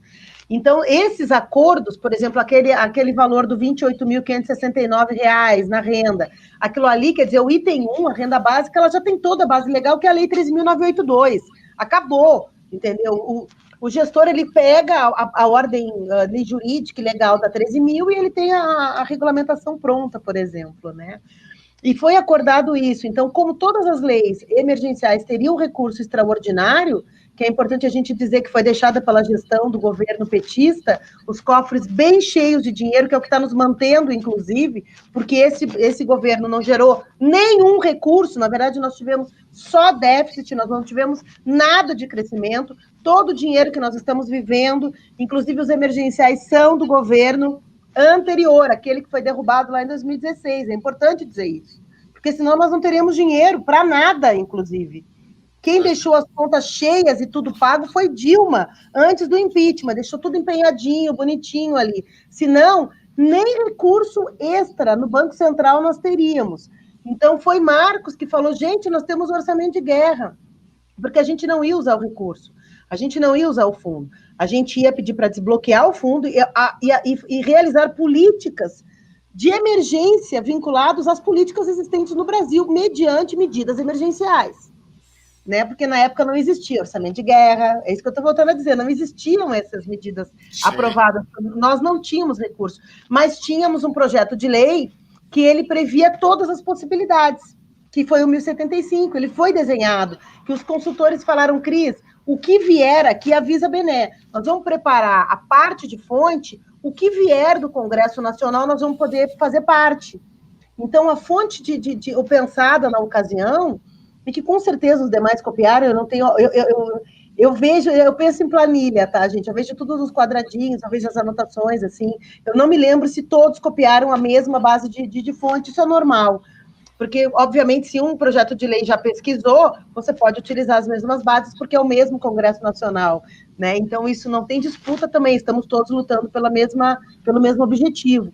Isso é muito bacana nesse sentido. Então, ali foi quando foi incluído a questão do crédito extraordinário como fonte e retirada qualquer possibilidade deles utilizar o fundo para isso. O que seria utilizado é o superávit do Fundo Nacional de Cultura, que fica numa conta morta lá, que eles usam lá sei eu para quê, e que seriam aqueles, acho que 900 milhões, é por aí, não, 1 bilhão e 900 milhões. Eu realmente, nas contas, inclusive na cartilha da Benedita, eu não localizei, mas é que também aquilo ali tu tem que ser um especialista, né, para analisar orçamento do SICAF, essas coisas todas aí é bem complexo mesmo, e eu conheço como você, dentro de uma lei, eu sei como ver o orçamento, entendeu? Mas nas discussões, tanto que existe uma comissão específica com especialistas que tratam só disso e nos orientam. Graças a Deus. Cris, vamos. Pô, só realmente é muito esclarecedor, né? A conversa está muito esclarecedora, mas. E talvez depois talvez eu vou ter que fazer uma ediçãozinha só dessa parte que a gente vai falar agora, tá. Que é a parte que obviamente que interessa muito aos fazedores, né? Que é a parte de que mecanismos estão previstos na lei.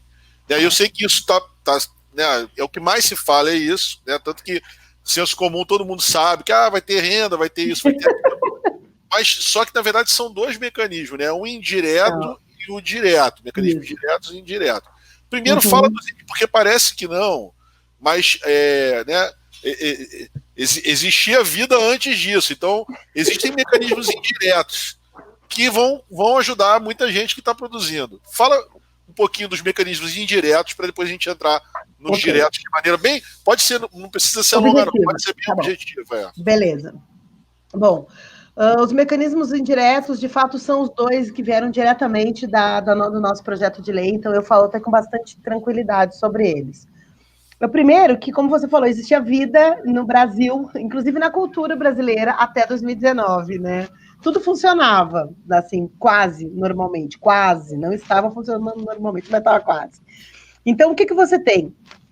Quer dizer, quem tem projeto da Lei Rouanet, que sabe a dificuldade de conseguir um patrocínio, você tem ali, quer dizer, mais 12 meses de prorrogação, né? Você consegue, por exemplo, para quem... Existem os dois mecanismos indiretos. Um trata-se especificamente da prorrogação de 12 meses, um ano, para que você possa fazer o remanejamento, né, dos produtos culturais a serem apresentados, do cronograma de execução e do orçamento. Porque, por exemplo, se você fizer um remanejamento, vamos supor um projeto da Lei Rouanet, nós fizemos isso aqui no aniversário de Brasília, tá? Eu vou citar o objeto que nós fizemos. Nós tínhamos um projeto que era aniversário de Brasília, seria um espetáculo cênico, serenatas, seria Brasília 60 mais 60, que é contar a história de Brasília em 60 anos. Com a pandemia, nós construímos um outro projeto, que transformamos em dois.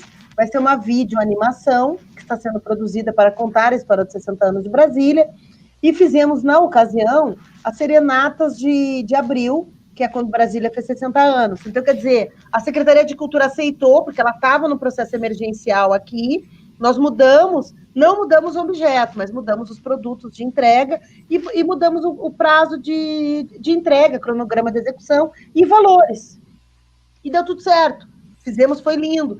Então, isso assim, tem muita gente que está com esse problema. E outra coisa, Heitor, não parece, mas tem muitos estados e municípios que tinham projetos e recursos do Cultura Viva na conta. Sim. E que não podem executar. Esse dinheiro está parado ali, entendeu? E eu sei porque eu atendo várias autoridades, superintendências, governos, dizendo qual o mecanismo. A legislação, ela é muito frágil, assim, essa regulamentação que saiu, ela não diz quase nada. Nós já estamos pedindo, inclusive, orientação sobre como que vai funcionar isso, né? Porque, na verdade, eles deveriam dispor ali de um modelo, de um documento que você pede recurso para apresentar nova medida, manda a nova carta do patrocinador e dá sequência no seu projeto. A questão dos financiamentos e negociação de dívidas, também que veio na regulamentação de uma forma muito fragilizada, porque ela não estipula a regulamentação, ou seja, quem que vai atender. Você pode aí em Niterói, ir no Banco do Brasil e pedir para negociar, você leva a lei na mão, como é que funciona isso, né?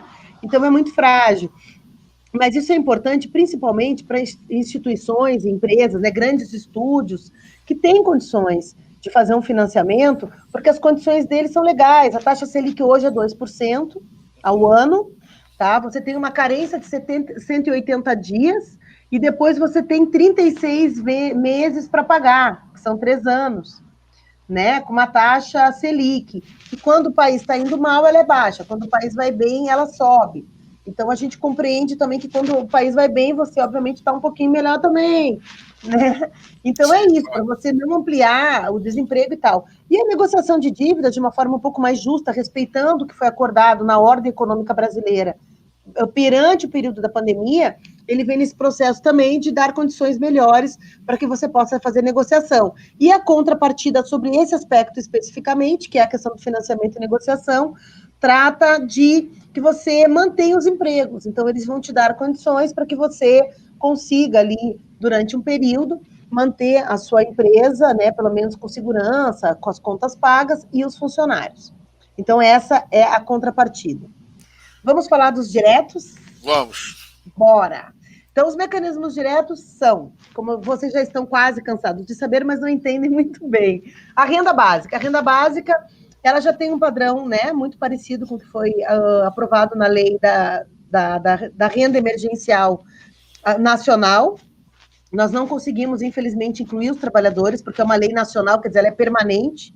A lei emergencial, ela não é uma lei permanente, ela não é uma lei, ela não é uma política pública. Viu, Heitor? É bom a gente dizer isso, porque as pessoas têm confundido as coisas. A Lei Aldir Blanc, ela é uma lei que ela tem uma data de validade, ela tem começo, meio e fim. A pandemia. Você tem que estar fechado e não poder trabalhar. É isso que rege essa lei. E ela é fundamentada por políticas públicas que estão, inclusive, previstas na Constituição Federal. A base legal da Lei Aldir Blanc é política pública, mas ela não é. Ela pode se transformar? Pode. Vamos ver o que virá com esse resultado. Porque é importante dizer isso, Heitor, porque muitas pessoas que analisam, inclusive para desenhar a regulamentação dos mecanismos diretos, eles esquecem, eles acham que é um fomento. Falou cultura é evento. Vou botar purpurina, palco e está tudo certo. Não é. Ela não é dessa forma.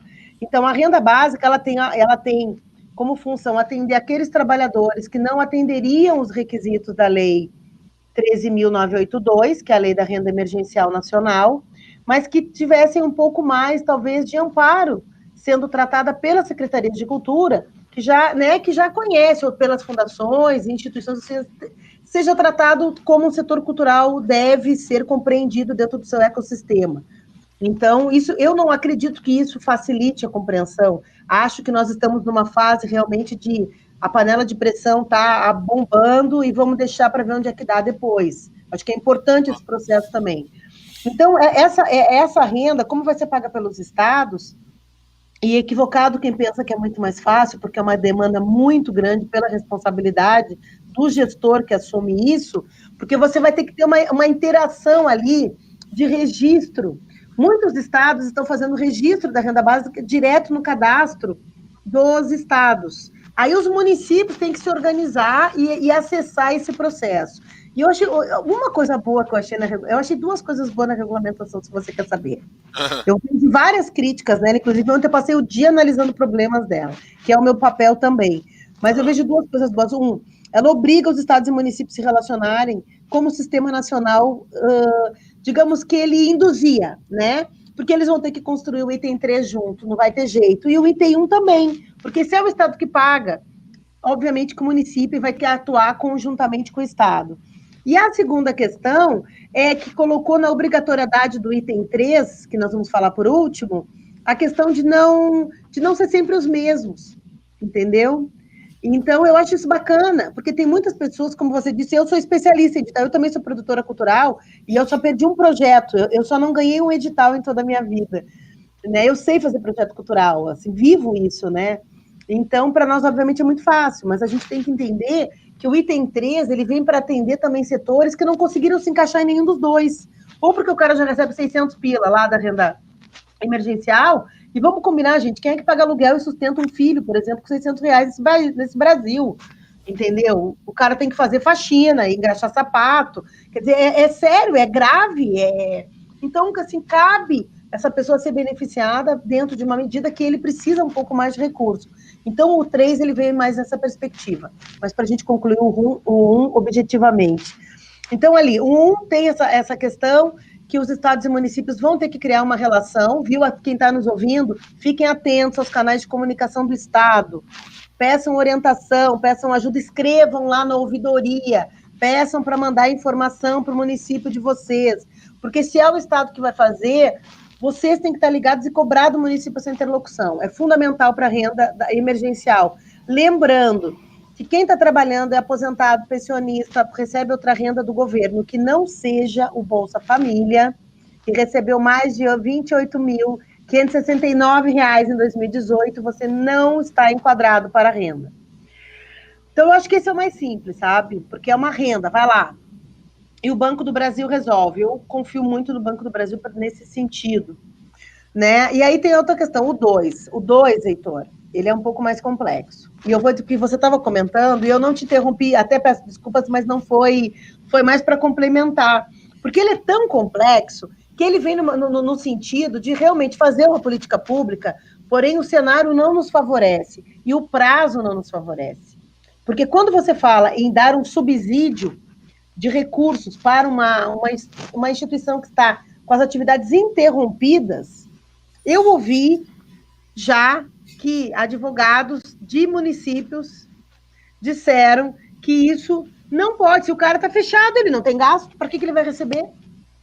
Entendeu? Então, assim, e daí tem o Tribunal de Contas que diz, não, é um direito adquirido, a lei dá esse direito, é um direito adquirido perante um processo de pandemia.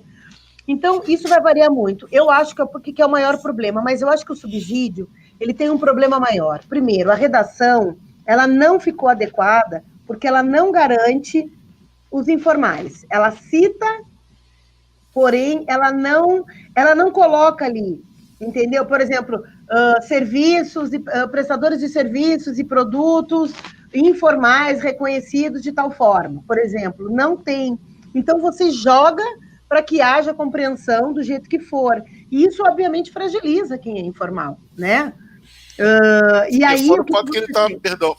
Fora o fato que ele está atrelado também a determinados tipos de pagamento, né? Como conta de luz, conta de água e tal. Exatamente. E aí acho que vai de encontro ao que você acabou de falar, que assim, por mais que o advogado questione, se o espaço está parado, ele tem lá o aluguel para pagar. Não, mas eles dizem que não. Eles dizem que não, porque eles entendem a lei como fomento. É um equívoco imenso, entendeu? Esse cara que falou isso, e disse que falou que é um controlador, inclusive, que é muito seguro e nunca perdeu um caso, ele não entendeu nada, inclusive.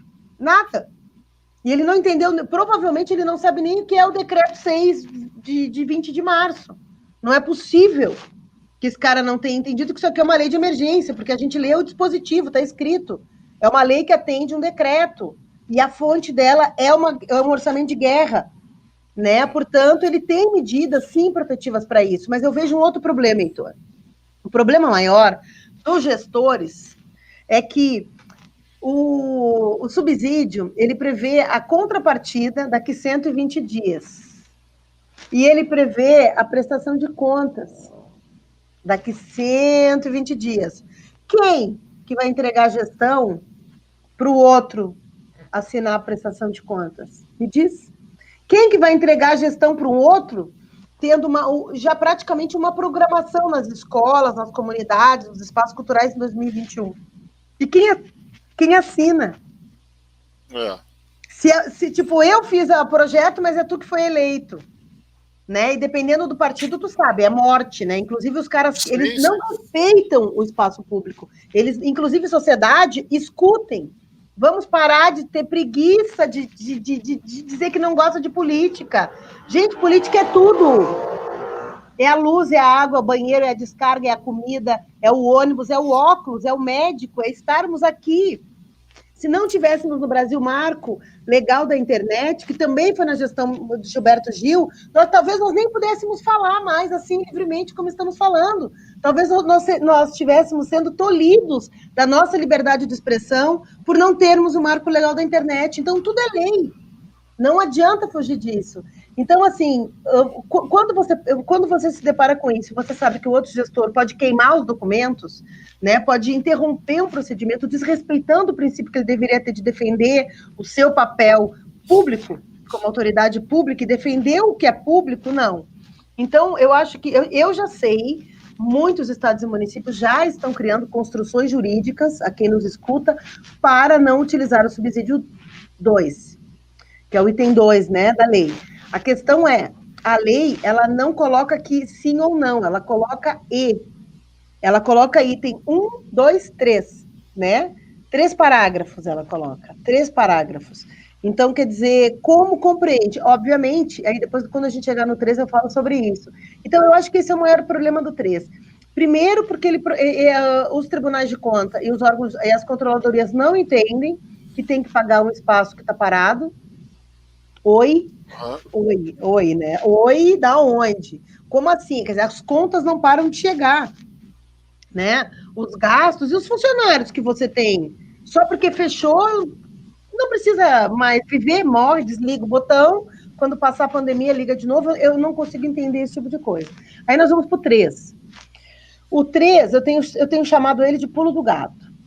Por quê? Porque o 13 é aquele que ele pode atender aqueles que não foram atendidos os demais. Ele pode ter um critério específico para quem não recebeu nenhum tipo de recurso nos últimos 2 anos.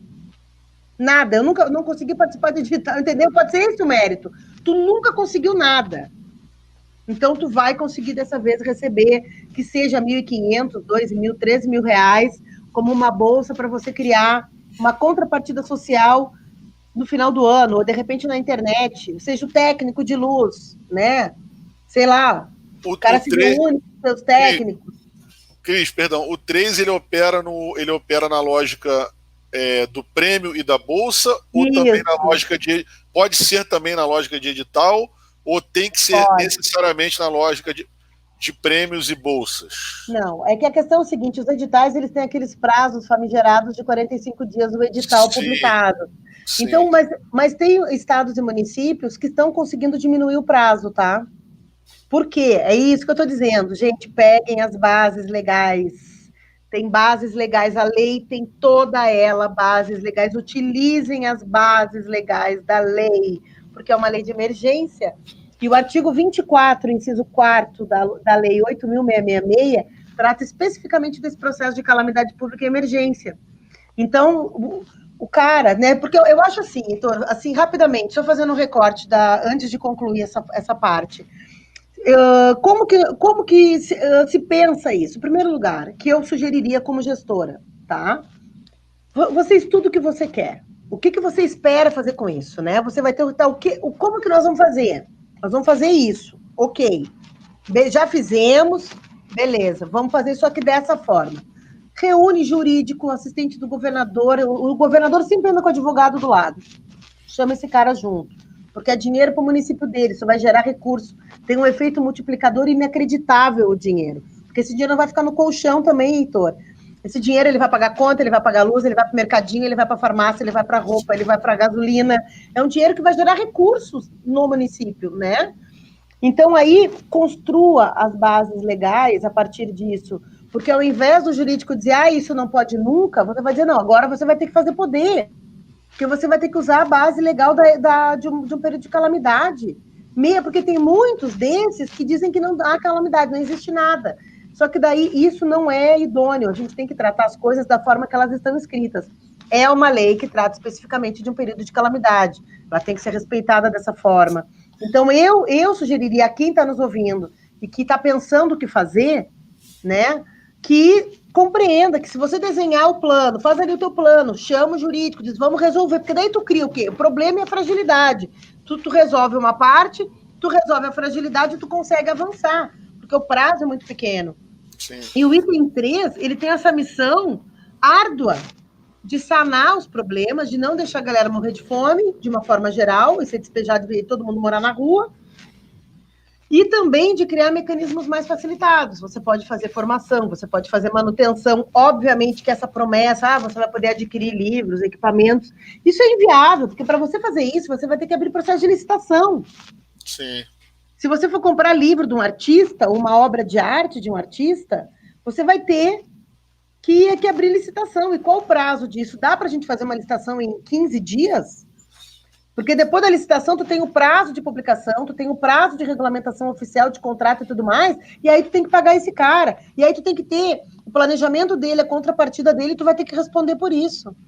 Então, tem dois mecanismos que são ótimos, né? Que é bolsa e prêmio. Esses dois são... é o melhor que você tem para fazer. E eu colocaria o seguinte, inclusive eu tive um problema de que desvirtuaram a minha fala numa reunião que eu tive em São Paulo, e eu fico muito magoada com isso, inclusive, porque eu sou muito cuidadosa. E disseram que eu disse que só caberia a Lei 8.666. Eu disse não. O que eu disse foi o seguinte, que pela emenda constitucional 106, os estados e municípios, muito provavelmente, a cobrança da prestação de contas que será feita vai ser com o olhar da 8.666. Não é porque eu estou dizendo, é porque é a fonte de renda da lei. E ela é coordenada pelo Tesouro Nacional. E, gente, quem dá as ordens é o Tesouro Nacional. Eu não sou nada perto deles. Eu nem existo, entendeu? Eu só pago imposto. Eu existo como pagadora de imposto para eles. Então, assim, foi o que eu disse. E eu digo mais, o 3, por exemplo, Heitor, porque uma coisa que as pessoas colocam vai prejudicar a lei, vai alterar a lei, não vai. Se você vai receber 100 mil, você vai receber 100 mil, tá? Se você vai botar 20 mil para cor amarela ou 50 mil para cor azul, o que você tem que ter como objetivo é atender o maior número de pessoas, e pessoas que precisam, que provam que não estão trabalhando e que não têm outra fonte de recurso. É isso. Então, o que nós temos orientado, e eu falo isso em nome dos fóruns de secretários e prefeitos e dos meus consultores legislativos, porque eu respondo administrativamente pelas minhas falas, né? E eu tenho não só cuidado, como conhecimento. Portanto, eu digo o seguinte, o 13, ele pode, por exemplo, os territórios indígenas. Como é que você vai cobrar contrapartida e prestação de contas daqui a um ano para o território indígena? Entendeu? Então, por que não faz um recorte? Por exemplo, põe ali quanto você vai dar para o subsídio dos espaços, para quem for operar os espaços. Aí, vou dar 30%. Eu vou optar para ir nos editais, que é mais fácil. E eu só tenho 10 lugares aqui, eu só tenho 10 espaços culturais aqui na cidade. Tá? Então faz o seguinte, então pega o recorte, atende esses espaços com o dinheiro que tu tem. O resto, põe os mesmos 30% no edital e atende os informais, porque é por CPF. Então ali tu pode criar bolsa para atender, por exemplo, aí tu faz o edital territórios, e aí você estipula um valor, tipo territórios dentro de um tamanho populacional, 3 mil, 6 mil, 10 mil, por exemplo, entendeu? Na prática ele vai fazer o que o inciso 1 não consegue, né? Que o inciso 1 não consegue fazer. Mas aí a pessoa diz assim, mas isso é alterar a lei? Não é. Eu não estou alterando a lei. Inclusive, isso foi criado exatamente para que você faça com que o recurso chegue às pessoas que não se enquadram nos demais, porque a lei tem o objetivo de amparar o setor cultural. Então, o item 3. Aí, voltamos à sua pergunta. Aí você pega, você desenha tudo isso no item 3, tá? Todo o mecanismo como você vai trabalhar. Aí o secretário de Cultura, ou o gestor lá da fundação, ou o professor da cidade, vai fazer o seu planejamento bem bonitinho. Aí ele vai levar para o prefeito, a Casa Civil vai analisar e vai dizer, não, isso aqui não tem base legal. Então não é a minha fala, não é essa nossa conversa, e não é a vontade de quem sonhou com a lei ser de uma forma. Porque todos os municípios têm a sua legislação, a sua Constituição e os seus planos anuais de trabalho. Então, quer dizer, você vai interferir. A lei chega interferindo, ela já chega tratorando também essa medida. E tem município que diz que não tem trabalhador da cultura e que não tem cultura nenhuma ali. Né? Existe isso também. Então, assim, a gente mexeu, né? Eu acho que num caldo muito quente, e um momento eu acho maravilhoso. Eu acho que quanto melhor a gente mexer e as pessoas se derem conta da sua existência, da sua cidadania, que tem leis que podem ampará-las, sim, e que se elas provocarem, que se elas lutarem, as coisas começam a acontecer, porque só assim acontece. Inclusive, quem acordou hoje, muito bem-vindo. Existe uma luta há mais de 5.000 anos no planeta Terra, seja bem-vindo, e nós estamos vivendo uma dessas. Então, assim, depende realmente... Não, e aí tem mais uma coisa, você cadastra esse planejamento para o Ministério do Turismo. O Ministério do Turismo pode diligenciar. Ele não disse que vai, mas também não disse que não vai. Então, por exemplo, tem um outro caso, rapidamente para concluir. O gestor do município decidiu que quer comprar um piano para a escola, porque é a escola que acontece tudo de cultura no município. Pode comprar? Eu digo pode. A lei não diz que não pode. Porque o inciso que diz que espaços públicos não podem é só o 2. Se tivesse colocado 3 ali, não poderia. Nós queríamos, não foi possível colocar, né? Isso eu digo assim, nas discussões de madrugada sobre as alterações da lei, né? Essas análises, a gente não vamos botar, não vamos botar porque a gente vai engessar. Então, bora, então deixa tudo. Então, quer dizer, o deixa tudo implica que, inclusive, o processo de descentralização, que você já tinha me perguntado isso, ele veio exatamente pelo cenário político e por respeito ao trabalho dos gestores públicos, porque essa lei ela foi construída junto aos fóruns de secretário, prefeitos e Associação Brasileira de Municípios também. Desde o dia 14 de março, eles já estavam atentos ao que estava acontecendo. Então, quer dizer, ele ciente disso, obviamente, eles estão sabendo. Então, ou você confia na época, né, que nós tínhamos aquele cenário, a Secretaria de Cultura entre a cidadania e o turismo. Hoje ela continua, mas pelo menos está formalizada. O orçamento da cultura sem uma casa definida. Ele não tinha um pai nem uma mãe, né, nem nome, a criança. E aí você tem servidores que foram absolutamente desadministrados, assim. Não existe uma estrutura organizada, infelizmente. Então, quer dizer, como você vai confiar a uma secretaria que está no processo de adaptação e construção e mudanças permanentes? Foram 5 gestores em 4 meses, né? Então, quer dizer, os estados têm condição, porque aí o pessoal diz assim, a Caixa Econômica jamais pode tomar o papel de gestor público da cultura, né? Nós temos, poxa vida, todo mundo trabalhou, gente, para aderir ao Sistema Nacional de Cultura. Entendeu, Heitor? É isso que eu te digo. O Sistema Nacional foi ele que criou um meio igual para todos os municípios, com orçamento, com estrutura, com elementos constitutivos, com base de participação social, ou seja, princípios constitucionais. Todos os elementos constitutivos do sistema são bases constitucionais e legais brasileiras para impulsionar o setor. Então, quando chega essa lei, apesar do desmonte que tem sido arquitetado diariamente, você tem ainda um respiro, né? E eu não acredito que todos consigam executar. Muita gente com a regulamentação ficou muito assustada, e em função, principalmente dos municípios menores, que já sabem, inclusive quem vai ganhar a eleição, o cara já diz assim, eu não vou me queimar, e o cara vai ficar com o nome sujo pro resto da vida. E outra coisa, os beneficiários que criticam a burocracia, esse cara pode ficar, inclusive, também com o seu CPF retido, sem poder, inclusive, assumir cargos e tudo mais. Então, assim, ele é um processo que ele é muito grandioso e, da mesma forma, ele é muito desafiador. Ele mexe com todo o Brasil, ele mexe com esse Brasil profundo, ele mexe com a fervura do leite, que quando ele está subindo, mas eu acredito que se torna fundamental este processo, essa mexida, né, em tudo isso, inclusive os desafios, para que todo mundo passe a compreender um pouco o processo político. Porque você viu como a lei provocou isso?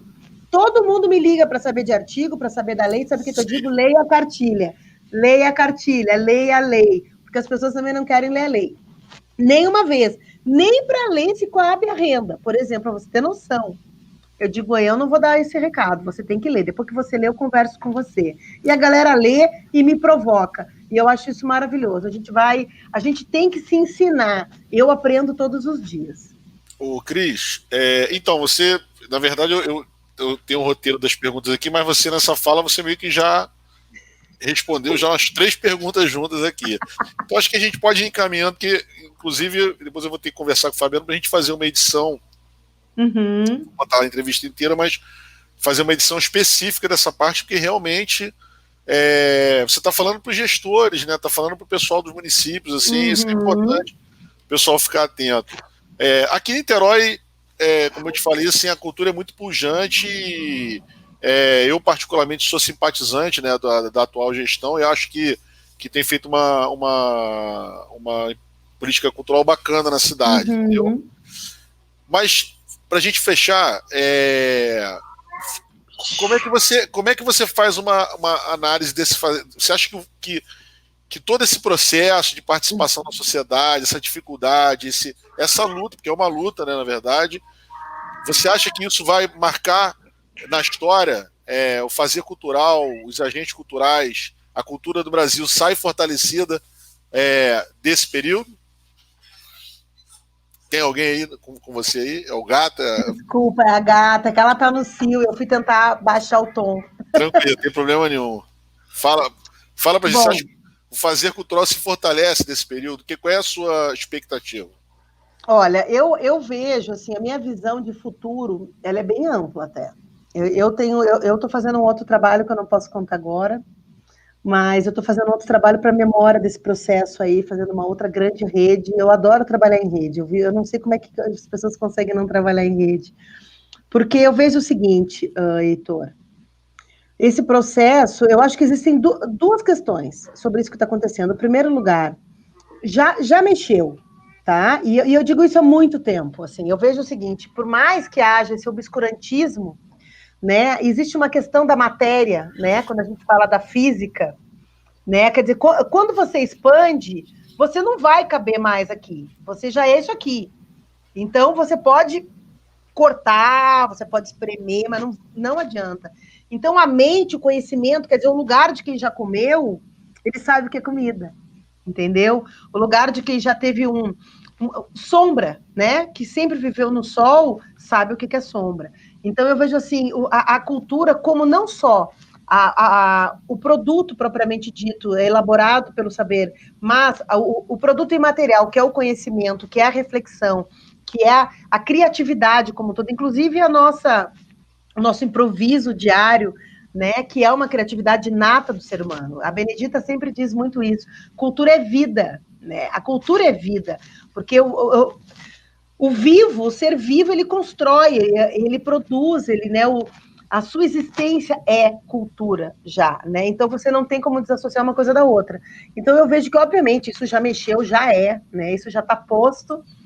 Mas eu vejo uma outra coisa, eu vejo que esse processo desse período, ele tem uma questão muito de nos mostrar, em primeiro lugar, eu vejo assim um novo mundo. Eu acho que as coisas elas vão se encaminhar, porque as nossas relações não serão mais as mesmas, tanto pela questão do cenário político imposto a este país, pelas diferenças e pela questão do ódio, eu acho, sabe? Eu acho que a gente desmascarou uma face nossa muito cruel, e ela precisava ser desmascarada.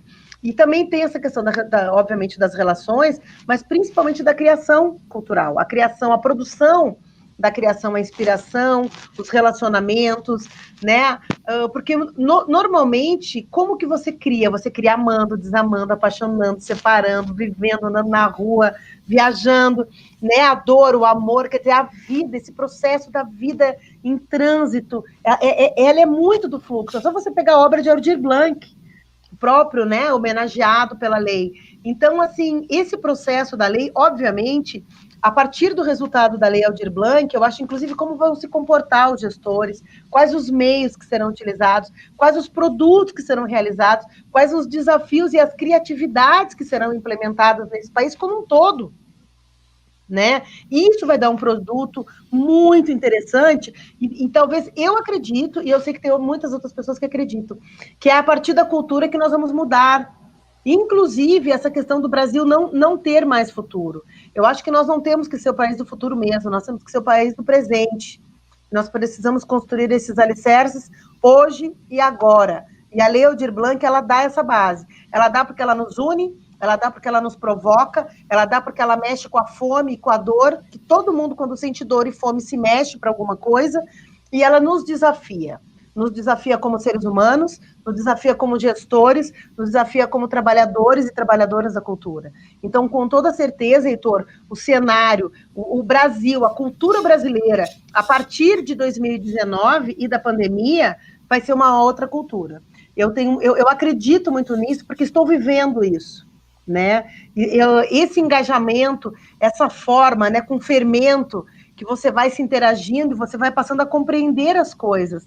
E aí você vai, obviamente, passar a não só querer adquiri-las, mas a construir. E isso acho que é o processo que a gente vai ter que enfrentar, um processo de uma expansão das ideias e da vontade daquele grito, sabe? É proibido proibir, e é agora. Eu acho que esse Brasil, a partir dessa lei e a partir dos problemas que virão, com a ausência de políticas, com a ausência de um planejamento em um país que está agonizando com tantas mortes e com tanta violência de todas as formas, eu me senti violentada com aquela menina ontem, com o que aconteceu com aquela criança, como mulher, porque nós, mulheres, somos abusadas o tempo inteiro, e se deixar, as pessoas nos comem na rua, é uma coisa doentia.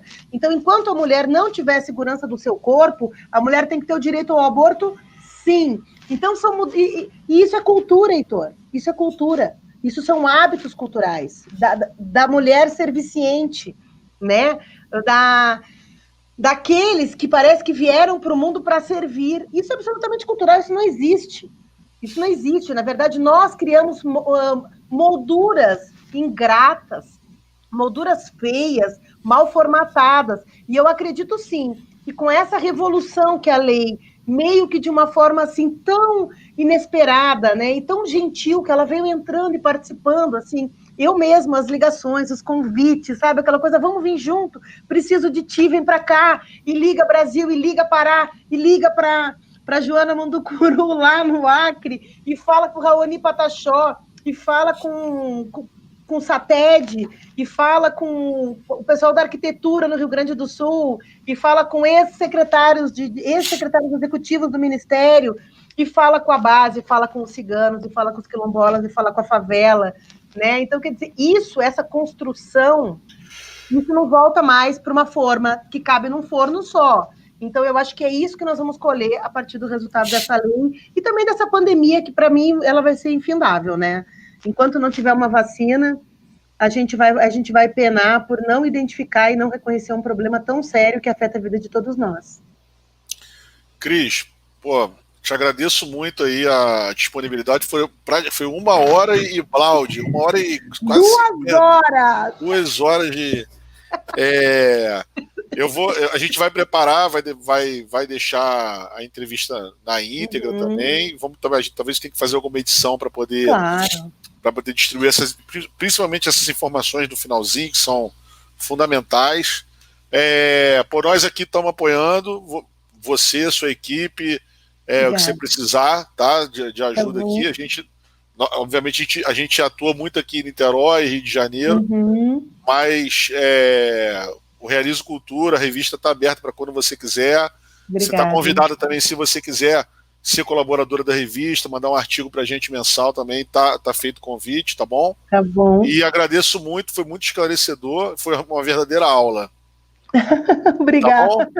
Tá Obrigada. Agora então, vamos deixar você descansar, que você já deve estar muito cansada hoje, que já trabalhou muito. Eu tô... Ixi, ainda tem mais coisa para fazer, meu dia não terminou ainda. Hoje teve sessão dupla no Congresso, a sessão da Câmara começou agora às 19 horas, não tem hora para acabar.